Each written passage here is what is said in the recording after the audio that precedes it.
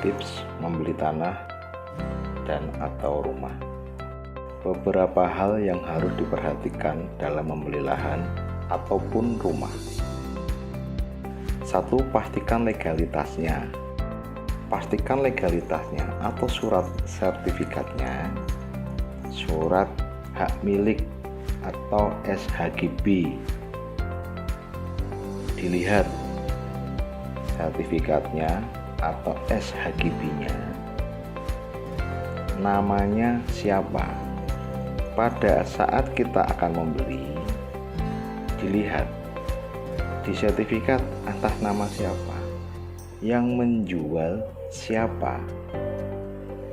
Apabila terjadi perbedaan nama di sertifikat dengan yang menawarkan, ada satu kemungkinan dia adalah ahli waris. Kalau dia ahli waris, tanya hubungannya apa, buktinya apa, ada tidak surat keterangan ahli waris atau kuasa untuk menjual. Nah, ini untuk kuasa menjual. Kuasa menjual itu hanya diberi kuasa untuk menjual. Lah, uangnya ini diserahkan kepada siapa? Itu yang sering terjadi permasalahan di kemudian hari. Di sertifikat halaman kedua, bagian atas, kita akan melihat daftar pertama di halaman yang ada judulnya pendaftaran pertama. Nama pemegang hak.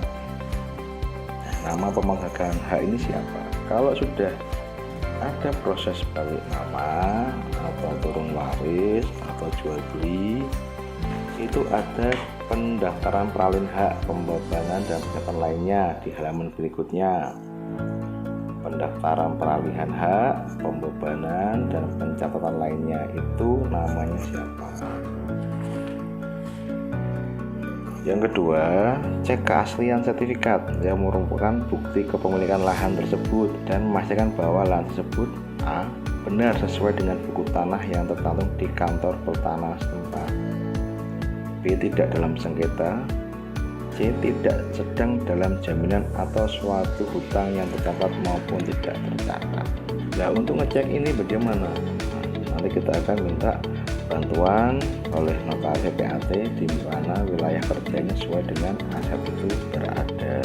Tidak dalam sengketa, coba dicek ke lokasi, tanyakan kanan kiri Pak RT.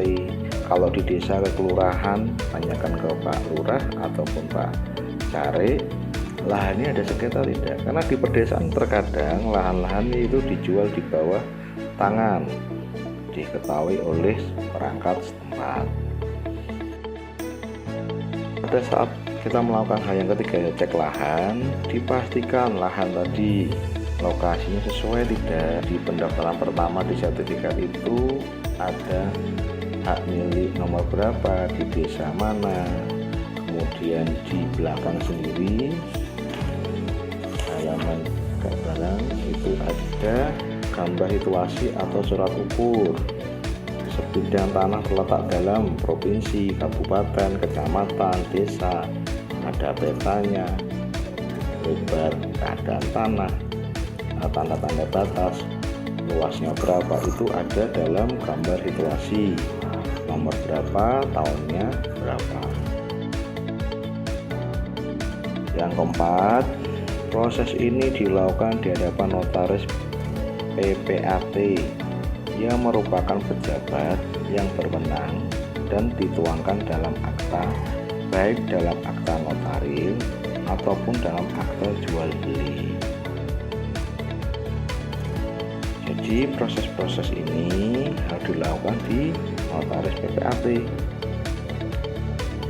di mana PPAT itu wilayah kerjanya di lokasi atau di kabupaten kota lokasi lahan itu berada.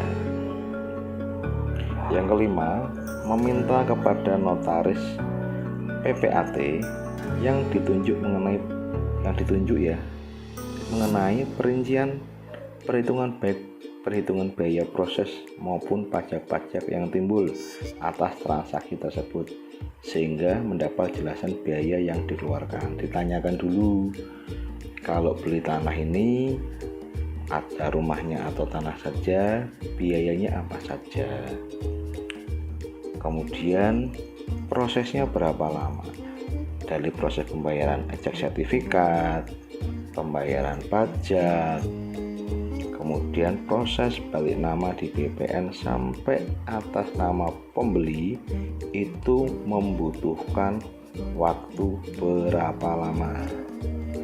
Minta cover note, ya surat keterangan dari notaris yang menyebutkan bahwa sertifikat SHM atau SHGB nomor sekian-sekian atas nama ini dalam proses jual beli dan proses balik nama ke atas nama siapa yang dilakukan di notaris PPAT siapa. Cover note ini sebagai dasar pegangan, jangan sampai nanti di kemudian timbul masalah, prosesnya tidak jelas waktunya berapa lama, kemudian terkatung-katung tidak selesai. Minta tanda terima juga bahwa pada saat semua dokumen diserahkan ke notaris PPAT, minta tanda terima dokumen, tanda terima sertifikat asli. 6. Pastikan pembayaran pajak-pajak yang disetor sesuai dengan jenis transaksi dengan perhitungan dan validasi maupun verifikasi pembayaran dilakukan oleh instansi yang berwenang atau Dinas Pengelolaan Keuangan Pendapatan dan Aset Daerah DPKPAD setempat dengan bukti dan stempel yang sah. Proses ini harus dilakukan. Nah, bagaimana dengan rumah? Rumah ditanyakan dulu ada IMB-nya atau tidak, kemudian batas-batasnya jelas atau tidak, karena di daerah tertentu lahan dan bangunan rumah terkadang tidak sinkron. Ada yang rumahnya lebih besar dibanding luas di sertifikat. Tahunya luasnya di mana? Ini ada gambar di sertifikat, perbandingan 1 banding berapa, ada gambar. Nah, ukurannya berapa itu? Terus akan diperjelas lagi tadi seperti yang sampaikan di depan, gambar situasi nomor sekian-sekian, garing sekian-sekian, atau surat ukur sebidang tanah terletak dalam. Nah, ini akan dijelaskan luasnya berapa. Ada beberapa kasus beli lahan tidak dicek, tidak dikonfirmasi ke kelurahan, selesai dibayar ternyata lahannya tidak seperti apa yang disampaikan penjual. Lahannya ada di atas gunung, yang ditunjukkan di pinggir jalan, dibeli dengan harga ratusan juta, ternyata aset itu berada di atas gunung dan harganya di bawah 50 juta. Ini salah satu kasus yang menjadi pelajaran kita bersama. Ini salah satu tip membeli tanah atau rumah bersama War Property. Sampai ketemu di tips-tips yang lain.